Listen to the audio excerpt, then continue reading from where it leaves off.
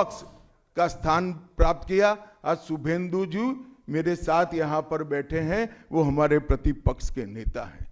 24 के चुनाव में भी हमने 39% वोट प्राप्त किया, 12% सीट प्राप्त की, 12 सीटें प्राप्त की, और 26 में हम निश्चित रूप से प्रचंड बहुमत के साथ भारतीय जनता पार्टी की सरकार बनाने वाले हैं।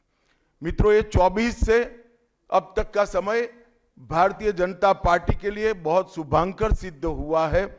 24 में लगातार तीसरी बार नरेंद्र मोदी जी इस देश के प्रधानमंत्री बने। उसके बाद महाराष्ट्र में, हरियाणा में, दिल्ली में और अब बिहार में भारतीय जनता पार्टी की सरकारें बनी हैं।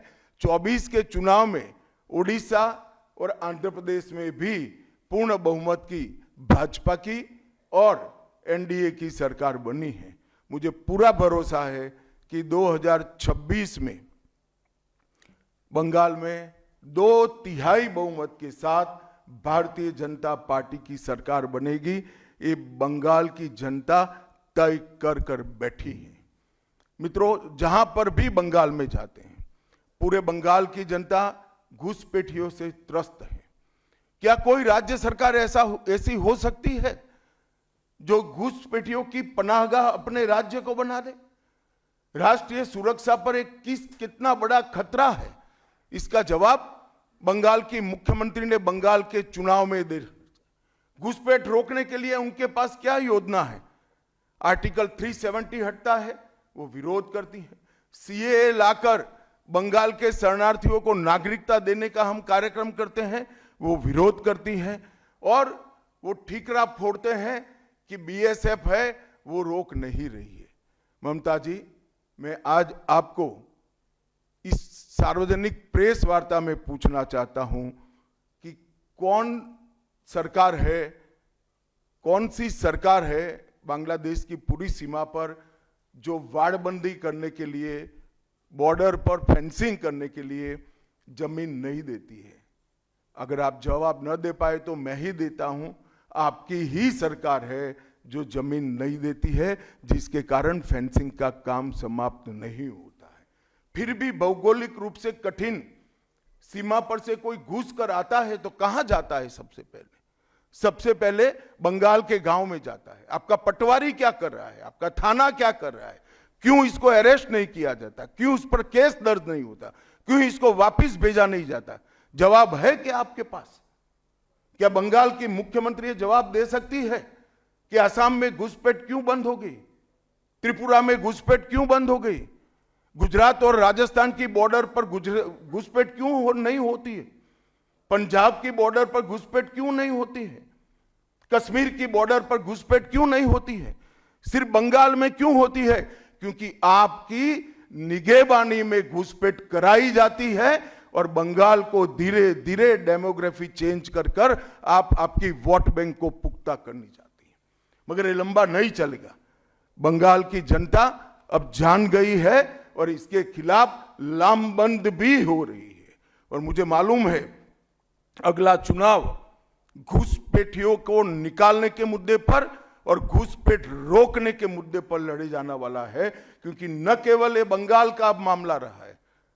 मैं आज बंगाल की जनता को इस प्रेस वार्ता के माध्यम से बताने आया हूं कि बंगाल की बॉर्डर से हो रही घुसपैठ सिर्फ बंगाल का मामला नहीं रहा है, अब ये राष्ट्रीय सुरक्षा का मामला है। देश की संस्कृति को बचाना है, देश की सुरक्षा को सुनिश्चित करना है, तो बंगाल की बॉर्डर सील कर दे, ऐसी देशभक्त सरकार यहां लानी पड़ेगी जो ममता बनर्जी नहीं कर सकती, केवल और केवल भारतीय जनता पार्टी कर सकती है। घुसपैठ के अलावे भ्रष्टाचार से पूरी बंगाल की जनता त्रस्त है। रोजवेली चिटफंड घोटाला, कैश फॉर क्वेरी घोटाला, एसएससी घोटाला, नगर पालिका नगर नियम का भर्ती का घोटाला, गाय तस्करी का घोटाला, राशन पीडीएस का घोटाला, मनरेगा का घोटाला, पीएम आवास का घोटाला, इतने सारे घोटाले हैं कि मैं पूरा लिस्ट पढ़ूंगा तो मेरी प्रेस कॉन्फ्रेंस का पूरा हिस्सा ही उसमें चला जाएगा। अब क्या ममता बनर्जी इस बात का जवाब दे सकती है कि आपके मंत्रियों के ठिकाने पर से 27 करोड़ रुपया मिलता है, जिसको गिनते गिनते नोट गिनने की मशीन भी गर्म होकर बंद हो जाती है। बंगाल जैसे गरीब राज्य के अंदर 27 करोड़, 20 करोड़, 15 करोड़ ये राशि मिल रही है, आपकी कोई अकाउंटेबिलिटी नहीं है।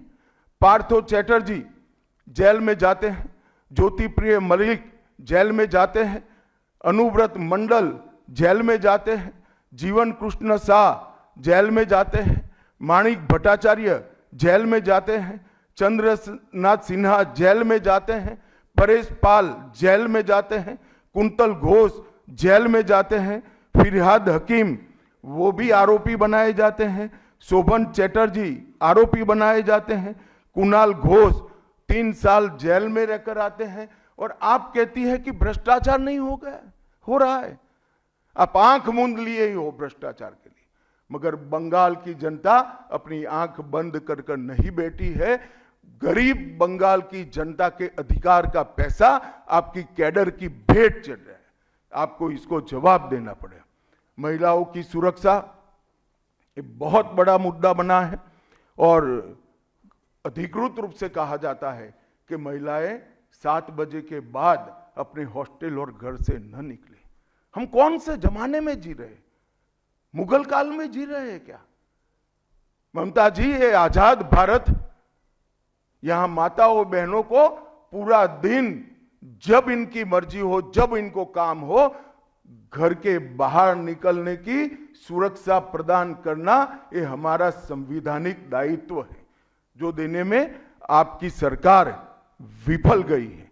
आरजी कर मेडिकल कॉलेज का मामला हो, संदेश खाली का मामला हो, दुर्गापुर मेडिकल कॉलेज का मामला हो, साउथ कॉलेज लॉ कॉलेज का मामला हो, हर जगह बेटियां असुरक्षित हैं, और ढेर सारे लोग और ढेर सारी माताएं बहनें ये अत्याचार से तंग आ चुकी है, असुरक्षा से तंग आ चुकी है।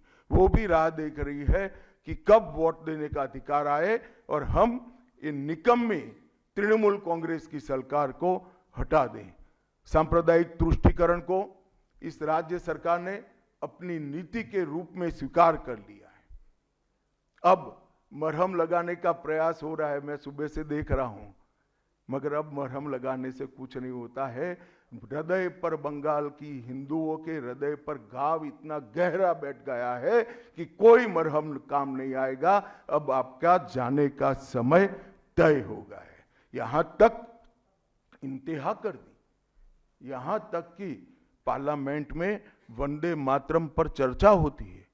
बंकिम बाबू ने रचे हुए वंदे मातरम पर चर्चा हुई, जो गीत पूरे हमारे आजादी के आंदोलन का प्रेरणा गीत बना, वो वंदे मातरम की चर्चा का तृणमूल कांग्रेस विरोध कर रही है, क्योंकि उनकी वोट बैंक इससे नाराज हो रही है। ये बंगाल की जनता कभी सहन नहीं करेगी।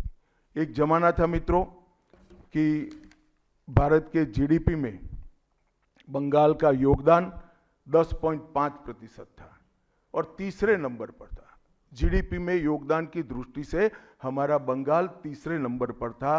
तीसरे नंबर पर से सरक कर। जदि आपंक आम भिडी भल लगा तेब आम चैनल को लाइक, शेयर और सब्सक्राइब करने को जमा भी भूलु नहीं।